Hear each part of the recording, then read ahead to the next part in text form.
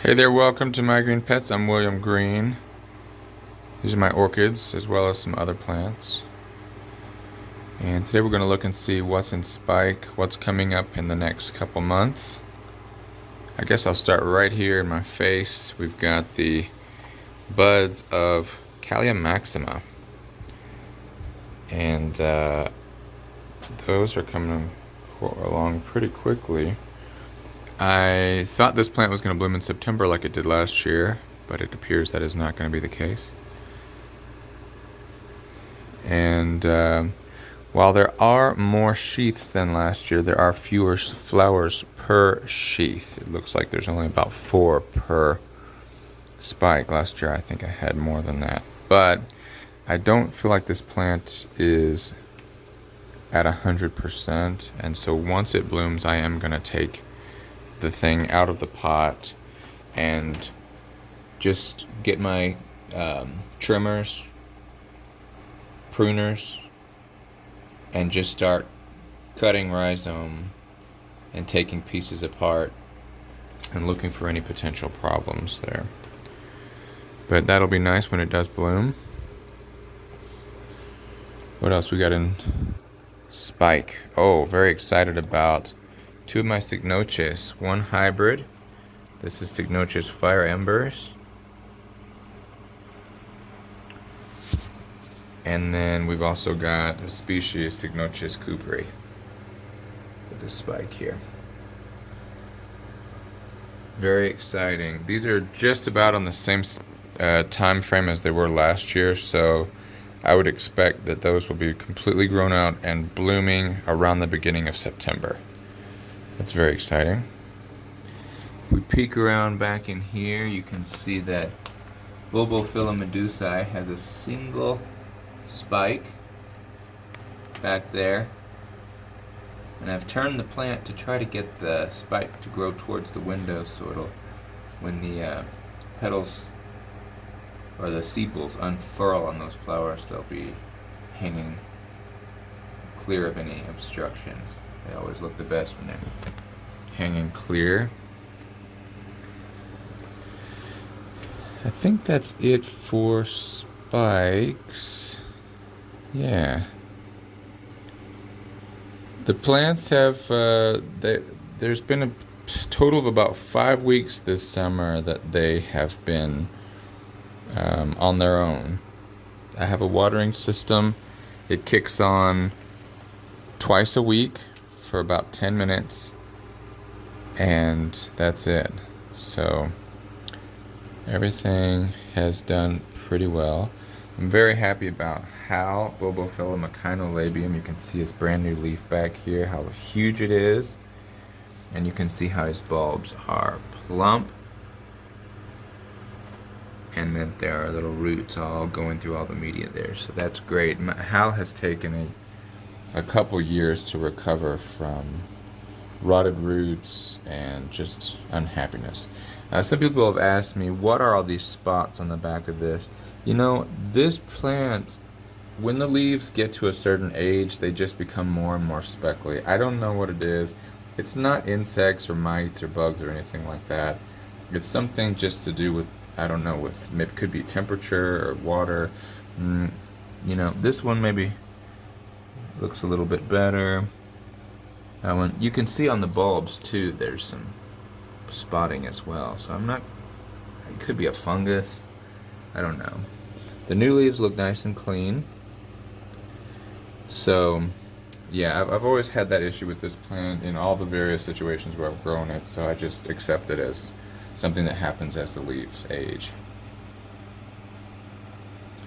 Back here, another plant that I'm excited about. I got a division of this Rhyncholalia aristocrat a few months ago, and it was not in great shape, but it does have a new growth poking out down here, which is good. And this plant is part of a few different plants that I've gotten to try to fill in the gap of late winter where I don't have anything in bloom. Another plant that will hopefully help me with that is this one. This is Angraecum leonis. It's supposed to bloom in February. We'll see. I don't know if it's big enough to bloom yet. So yeah, I want plants that bloom in January, February, March. Once March comes, I start to get other stuff blooming, but February or January, February especially is a pretty flowerless period for my collection. You can see the Cattleya seedlings over here. They don't look so much like seedlings anymore. Everything's getting big. Lots of big leaves on formerly small plants. And I'm just patiently waiting. I'm hoping that some of these will get big enough to bloom, but there is definitely going to be a major space issue here in time. You can see some of the compots that I've had. I've separated out into large, medium, and small sized plants.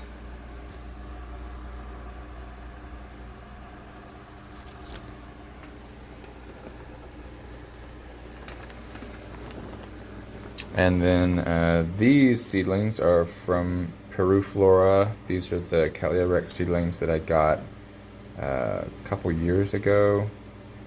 And you can see that they have transitioned out of that seedling leaf stage where the leaves kind of almost look like Phalaenopsis leaves. But if you look, now you're starting to see pseudobulbs pushing. So actual adult, not the size of adult leaves, but the shape of adult leaves. So moving through that transitional period where they're starting to look, instead of looking like total seedlings, they just look, for example, like these are still very much in that seedling stage. But these guys are starting to grow more upright, grow pseudobulbs, and they look like mini adults. So that's great. And that means that we are a few years yet from blooms, but they are on the way. One day. And I'm really excited because this is all this genetic diversity that came from Peru. It doesn't exist here in the United States really, so I'm hoping to get at least a few of these to bloom, pollinate them, get those seedlings out there so that we have a new crop of genes here in the United States for this particular species, Cattleya rex. Because they all seem, right now they all kind of look similar. Although, I just looked at the AOS Awards page on Orchid Pro, and a Cattleya rex has been awarded recently, and it is a different variety from mine. I'm not sure, but I think it might be the Ayacucho variety because the flower is mostly yellow with just a little spot of red in the middle. And that's a different variety from the one that I have. So I'm thinking the ones that I have are Moyobamba variety, and the more yellow ones are the Ayacucho variety. That's what I'm thinking. But yeah, if you have Orchid Pro, check that out because it's cool to see more Cattleya rexes making it to the awards table and becoming recognized. So, very cool. Alright, I'm going to show you my Phalaenopsis really quick. I've been training the spike for 3 months. Phalaenopsis here, so pretty big plant. I keep the roots covered to try to keep them a little bit more moist because it is pretty dry in my apartment. But I have trained this spike since April, I think. And the first thing I did was I turned the plant around so that it grew towards the light. So it's grown back here. Once it reached this point, I started adding the horticultural, I don't know what this stuff is, the Velcro stuff, and guiding the spike up here all the way. And now I let it, once it reached the top, it started growing back towards the window again. So we've got some nice buds there. And then this one grew out on its own, and it looks like it's going to have buds as well. So that's cool. It's taken 3 months so far to get it to that point. But the goal was that when the flowers actually came out, that I didn't have to move anything. And so I think that's going to be what happens. I mean, it's far enough from the window that I don't have to move the plant back or to the side or anything like that. It's got all this space here for the flowers to come out. So that's what I was wanting to happen. And then right next to it, my Clavia miniata, a couple Flowers have already fallen off, but about a week ago it had 15 flowers all in a big umbel, all opened up together, and that is by far the nicest flowering of this guy that I've ever seen. It was a total surprise. It just popped out of nowhere. And now that there's multiple growths coming out of here, I can only hope that one day I'll have 4 or 5 flower inflorescences like this at the same time. That will be great. Okay, that's all for my green pets this week. Thanks for tuning in, and we'll see you next time. Bye.